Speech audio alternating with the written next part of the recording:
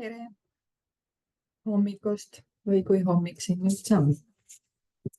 Lubasin teha siis lugemise ja vaatame, kaugele ma täna jõuan. Et kas tuleb veel üks lisalugemine või saan sellega lõpuni. Nii, siin oli siis eile õhtul lugesime viimati tervendamise mustrid ja muster A, tõusud, langused ja vahepealsed olekud. On üks kindel paranemisttunnus, mille peale võid kogu oma raha mängu panna. See on sinu emotsionaalse seisundi paranemine kas või 1% võrra. Parem, kindlam emotsionaalne seisund on kaljukindel tunnus, et sa oled paranemise teel. On oluline, et lubaksid sellel olla piisav, kuniks ka füüsilised ilmingud järgnevad. Oma tervenemisretkel tuleb sul ette hetki, võib-olla isegi terveid minuteid või päevi, mil tunned, et su tõeline mina on taastumas ja sümptomid vaibumas. Sind valdab sügav heaolutunne, teadmine, et mingil viisil saab sinuga kõik korda. See tunne võib olla põgus ja esialgu kesta kõigest sekundeid, kuid sa tunned selle ära. See on vilksamisi antud märguanne sellest, mis on hetkel tulekul ja jäämas. Esialgu on neid välgatusi ainult juhuslikult, kuid aja jooksul need sagenevad või kestavad pisut kauem. Ühel päeval sa mõistad, et ehkki sul on ikka veel palju vastumeelseid hetki, jääb siiski mulje, nagu õmbleks keegi neid üksikuid vilksatusi kokku selleks tervenemise kangaks, mida sa nii väga ootad. Kui sa rõõmustad nende vilksatuste üle ega püüa neist kinni hoida kartuses, et need võivad lahkuda, siis luban sulle, need tulevad tagasi. Mõtle neist nagu oma inglitest, kes ütlevad, jätka minekut, sa oled õigel teel, me aitame sind, et nõnda jääks alatiseks. Näitena jagan sinuga lugu kliendist, kellega tegelesin mõned kuud. Mitte ühegi seansi alguses, kui temaga vestlust alustasin, polnud mul aimugi, mida ta vastab. Näis, nagu oleks tal kõik pilla-palla. Ühel päeval tundis ta ennast stabiilsena. Järgmisel aga näis talle, nagu oleks maailm jälle kokku varisemas. Siis sai ta raskustest üle, taandus tavalisse seisundisse. Aga me jätkasime minekut teades, et ühel hetkel tasub vaev ennast ära. Ühel päeval, kui me seansi ajal vestlesime, ütles ta, Ämi, mul oli üks väga veider kogemus. Jalutasin ühel päeval koeraga ja mõne minuti jooksul tundsin, nagu oleks maailmas kõik korras. Tajusin sügavat rahu ja heaolu ja siis see kadus. Suurepärane, hüüatasin. Sa nägid vilksamisi seda, mis on sinu juurde tulekul. Seejärel taastus mõneks ajaks Sindi varasem muster, aga siis järgnes uus vilksatus. Lõpuks kordusid need üha sagedamini juba iga paari päeva järel. Ehkki tagasilangusi tuli ikka veel ette, hakkas ta keha neist vilksatustest üha rohkem ja rohkem kinni haarama ja neile häälestuma. Kõigest mõne kuu pärast oli tema stabiilsuse algpunkt mõne pügala võrra tõusnud. Tema uus normaalsus oli palju parem kui endine normaalsus. Vilksatused aga muudkui kordusid. Lõpetasime oma koostöö siis, kui Sindi mõistis, et ta saab nüüd üksi edasi liikuda. Seda sama teel, kus olime koos astunud. Nüüd oli tal häid päevi palju rohkem kui halbu, aga tagasilanguseid, neidki tuleb tal siiani ette, aga ta saab neist jagu, kujutledes, et igaüks teeb tema elus ruumi uuele, pikemale vilksatusele.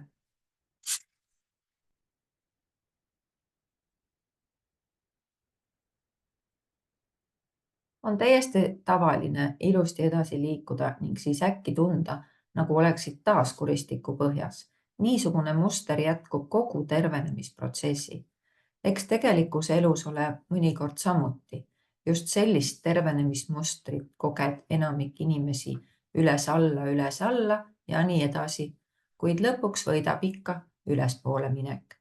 Tagasilangus ei tähenda mingil juhul seda, et pead uuesti otsast peale hakkama. Tervenemine on nagu tippu ronimine. Tõenäoliselt komistad ronides aeg-ajalt, aga tõused ja jätkad ikkagi. Ees ootavad suured teod.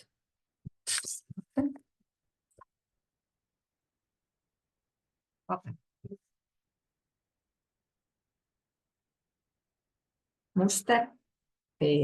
Füüsiline ja emotsionaalne ajas tagasiminek. Ajas tagasiminek on kontseptsioon, mida hakkasin tõeliselt mõistma, ehkki algul mõnevõrra kõhklevalt Indias viibimise ajal. Kiropraktikutest, homöopaatidest ja natuuropaatidest praktiseerijad arvestavad ja tunnistavad niisugust kontseptsiooni, lääne meedikud aga teevad seda õige harv. Mõne arvates on see sellepärast nõnda, et peavoolumeditsiini lähenemisviis põhjustab harva tagasimineku reaktsioone. Tagasimineku protsess on sisuliselt haiguse kulgemine tagurpidi ja sageli pole see üldse tore. See tähendab, et haigus liigub etappide kaupa ajas tagasi. Tervenemisel on võimalik, et vahepeal läheb tagasi ja siis koged sümptomeid, mis pole endast juba kuid või isegi aastaid märku andnud. See võib põhjustada segadust ning tekitada tunde, nagu muutuks su seisund halvemaks või oleks tekkimas mingi uus probleem, et sageli tähendavad need sümptomid tegelikult tagasimineku protsessi läbi mitme astme, mida haigus läbis. Vanad kahjustused võivad ennast uuesti sisse lülitada või uuesti lahvatada ja seejärel lihtsalt kaduda. Emotsionaalsete seisunditega juhtub samamoodi. Need lülituvad sisse, kulgevad oma rada ja siis hääbuvad. Sümptomite tagasitulek võib olla seotud toksiinide kõrvaldamise, krooniliste nakkuste paranemise, kunagiste emotsionaalsete traumade, energeetiliste tasakaalutuste või lihtsalt ainevahetushädade kadumisega, mis kõik leiavad aset siis, kui keha paraneb ja elujõud suureneb. Ajas tagasiminekut on väga raske tuvastada, kuid olen siiski leidnud mõne markeri. Kui olid ennast enne kokkuvarisemist juba paremini tundmas, kui kehas on rohkem energiat, käivitub see tagasimineku protsess tõenäolisemalt. Kas neid sümptomeid ilmnes minevikus ja vahepeal pole nad endast enam pikalt märku andnud, kuid nüüd kerkivad jälle. Niisugused üllatussümptomid tekivad põhjalikul tervenemisel sageli veel viimast korda ja siis kaovad. Kas sinust tasakaalustub energia või kehakeemia holistilisel tasandil? Keha tasakaalu paranedes kerkivad vanad mälestused ja mürgid sageli pinnale, et vabaneda. Mulle määrati kunagi raviprotseduur nimega IVIG, mis tähendab immunoglobuliini sisestamist veeni. IVIG on tervetelt doonoritelt pärit kontsentreeritud antikehade lahus, millega ravitakse patsiendi immuunsüsteemi häireid või erutatakse selle reageerimist. Selle ravi ajal muutus minu niigi talumatu närvivalu veelgi tugevamaks. Neuroloog kinnitas mulle, et mõnikord võib reageerimine olla veelgi valusam. Ta selgitas, et närvid kõik tervenevad, kuid seejuures stimuleeritakse ja ärritatakse neid samamoodi nagu degenereerumisel. Mõne aja pärast tundsingi, et tõepoolest oli abi, hoolimata sellest, et tol ajal tundus see olukord hoopis kõvasti hullemaks muutuvat. Ka oma menstruaalvaevuste ravimisel tundsin samuti mustri ära. Tagasiminek on tervenemise tavaline osa, kuid kindlasti peaksid ikkagi veenduma, et ei arene mingi uus. Seda saab otsustada ainult arst, kui avaldub mingi uus sümptom, kontrolli seda igaks juhuks alati. Ja muster C.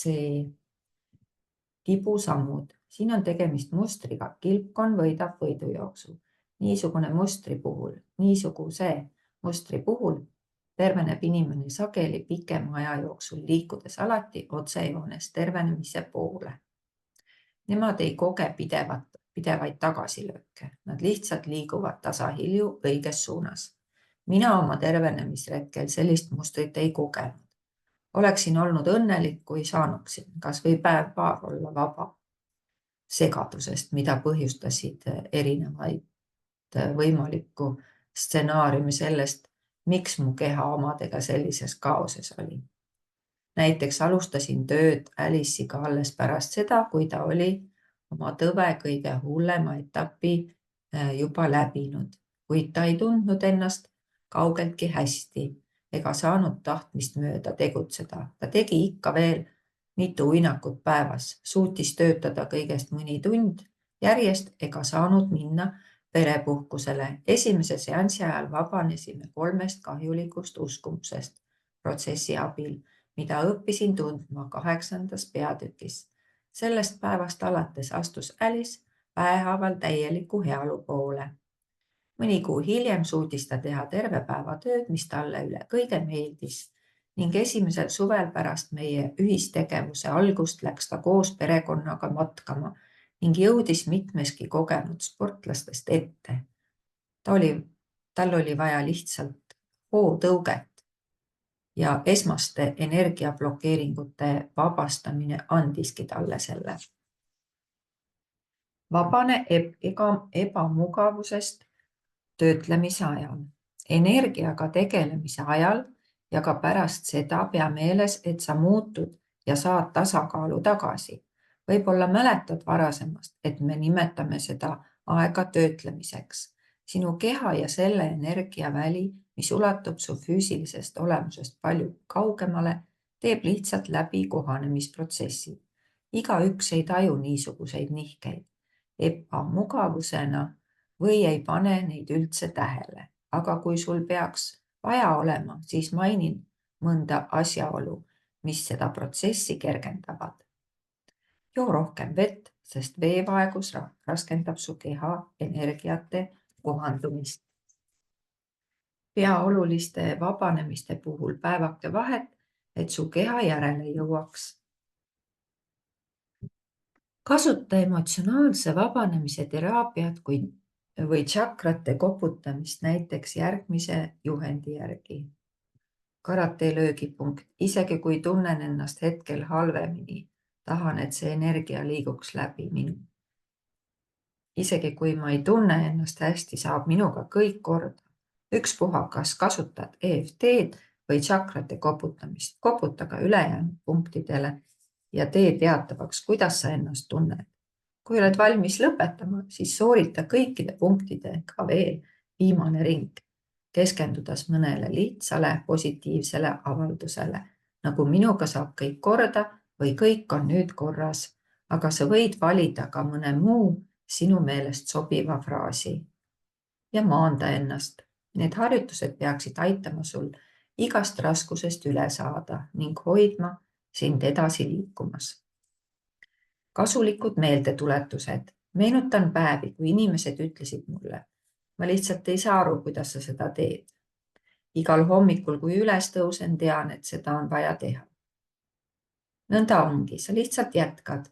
Sa muudkui ärkad igal hommikul, sa õpid juurde aja jooksul, leiad aega päikesetõusuga võimlemise, võimaluse muuta see tegemine enda jaoks vähem hirmsaks.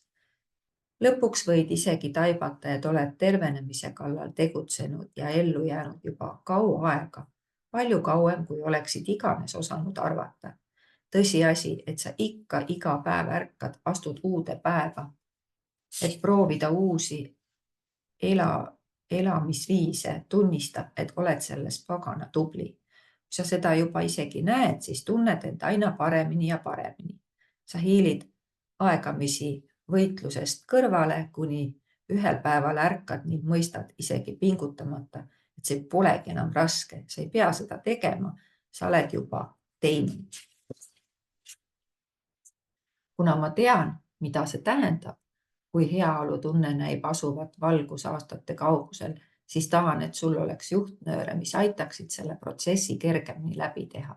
Sa lood uue ja terviklikuma mustri, mis energia ümbersuunamise kaudu su kehale alatasa kordab.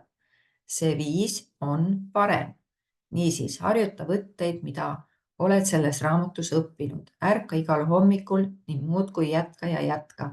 Loodetavasti annavad need viimased juhatused sulle sinu teekonnal lisahoogu. Õpi usaldama.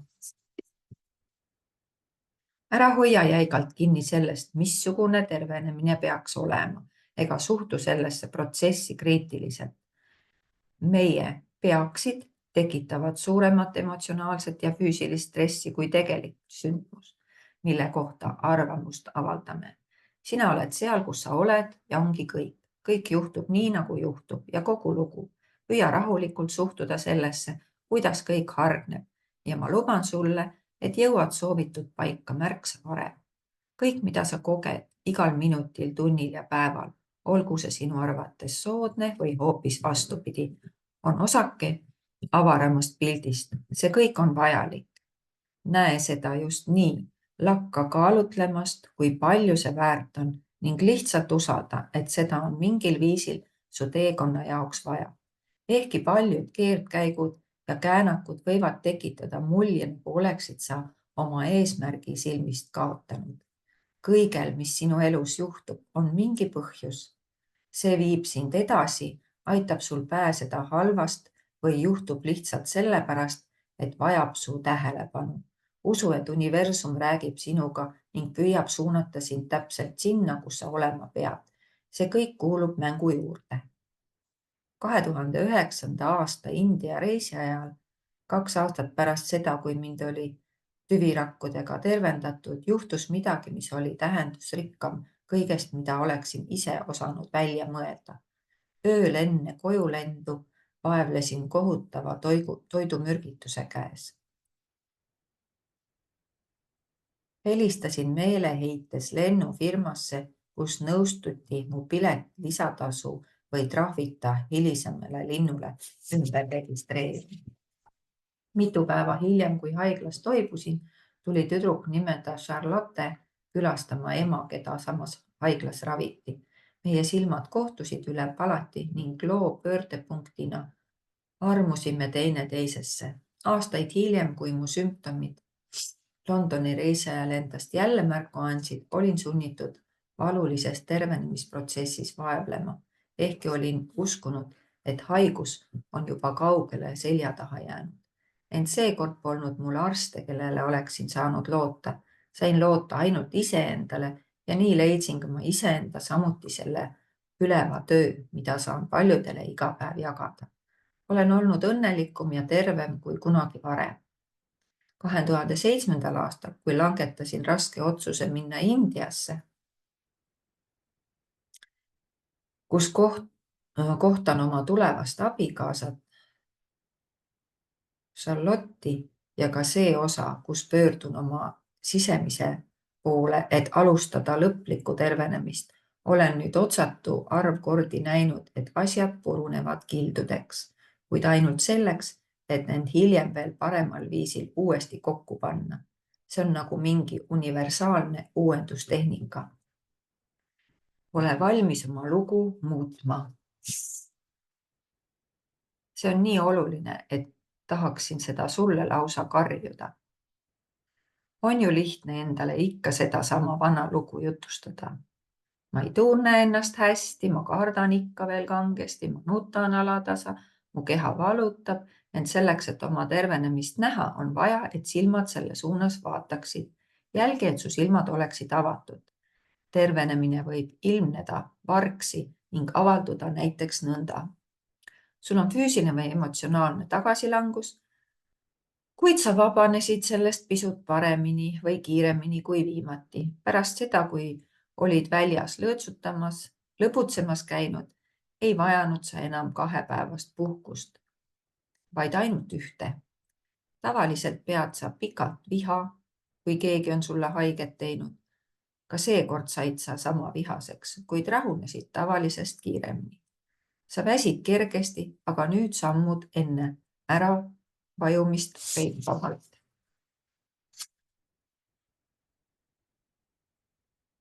Sa väsid samamoodi kui enne, kuid sa ei materda end selle pärast nii hullusti. Sa lihtsalt peatusid ja puhkasid. Luba endal avastada, mis sulle hästi mõjub.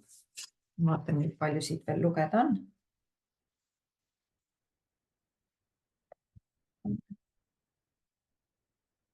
palju siit veel lugeda. Ikka tuleb veel üks peatükk. Et ma ikkagi jätaksin siin katki ja siis loeksin